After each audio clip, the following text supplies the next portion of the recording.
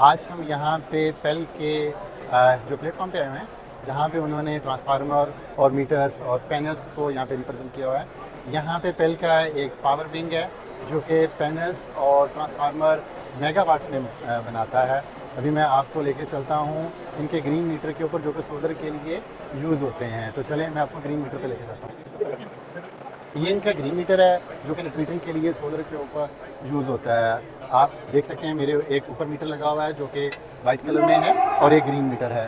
अगर किसी ने घर पे ऊपर वापडा की तरफ से मीटर लगाना है तो वो यूनिडायरेक्शनल मीटर लगाएगा जो कि 3 फेज़ है। अगर सोलर की तरफ जाएंगे तो ये आप 3 फेज़ मीटर जो कि बाई डायरेक्शनल होता है, जो आपके यूनिट्स के इंपोर्ट का भी रिकॉर्ड रखता है और एक्सपोर्ट का भी रिकॉर्ड रखता है। तो ये वाला ग्रीन मीटर होता है जो सोलर के ऊपर रखता है। इसके 2 बटन्स हैं और बाकी जितना भी रिकॉर्ड है इसमें सेफ होता है। याद रहे कि अभी जो नए मीटर आ रहे हैं वो सिम वाले भी हैं और सिम के बगैर भी हैं।